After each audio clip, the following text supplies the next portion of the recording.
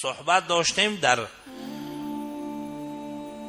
دومین خصوصیتی که علمای دیوبند کثر الله سوادهم داشتند، اون این بود که در برابر فقه ظاهر پایبندی فقه باطن بودند، یا آسان‌تر گویم در برابر علم شریعت اینها پایبندی طریقت بودند، پایبندی تصوف بودند. معنای تصوف تزکیه، پاک کردن نفس. از ابتدا تا انتها اینها کسانی هستند که هر دو چیز را برابر میبرند،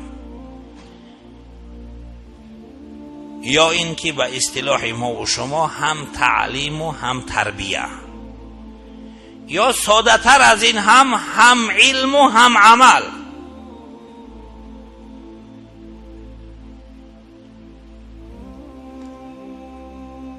یکی از این بزرگان دیوبند حضرت علامه خلیل احمدی سهارنپوری رحمت الله علیه است. علامه خلیل احمدی سهارنپوری رحمت الله علیه به اندازه فقیه برجسته بودند. غیر از این که در علم تفسیر و اصولش، در علم حدیث و اصولش نیز مهارت کامل داشتند. از جمله اینها یک کتاب ارزشمند دارند در علم حدیث به نام بذل المجهود، شرح سنن ابو داود هست، به زبان عربی نوشته شده است. غیر از این که برای فقه حنفی یک پشتیبان هست، این چنین یک ذخیره حدیثی هست. و از جمله استادهای علامه انورشاه کشمیری رحمت الله علیه هست.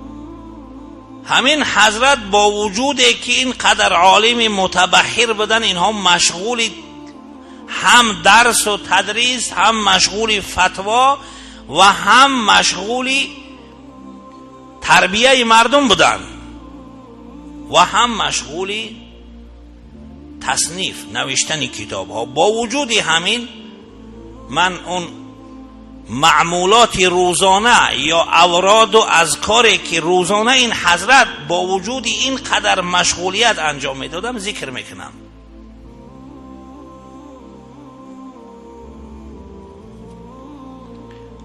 این وظیفه هایی که میگویم هر روز همین ها را با وجود درس و تدریس و فتوا و تربیه مردم میکردن. روزانه 5000 مرتبه درود شریف میخوندن، 5000 مرتبه اسم ذات یعنی الله میگفتن، 1900 مرتبه بسم الله الرحمن الرحیم میگفتن، 1100 مرتبه لا حول ولا قوة الا بالله میخوندن، 1100 مرتبه الله الصمد میگفتن، 1100 مرتبه لا اله الا الله میگفتن، 1100 مرتبه یا حی یا قیوم میگفتن، 200 مرتبه حسبی الله و نعم الوکیل میگفتن، 500 مرتبه سبحان الله میگفتن، 200 مرتبه الحمدلله میگفتن، 100 مرتبه الله اکبر میگفتن، 200 مرتبه استغفر الله میگفتن، 500 مرتبه افوض امری الی الله میگفتن، 100 مرتبه حسبنا الله و نعم الوکیل. در بالا حسبی الله بود، این با دیگر هست. حسبی الله را به صیغه مفرد 200 مرتبه میگفتن و حسبنا الله به صیغه جمع را 100 مرتبه.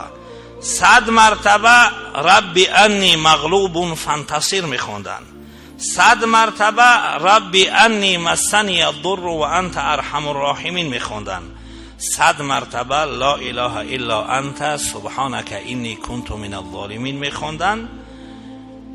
روزانه یک منزل تلاوت میکردن و در نماز تهجد در 12 رکعت 2 پاره قرآن را تلاوت میکردن.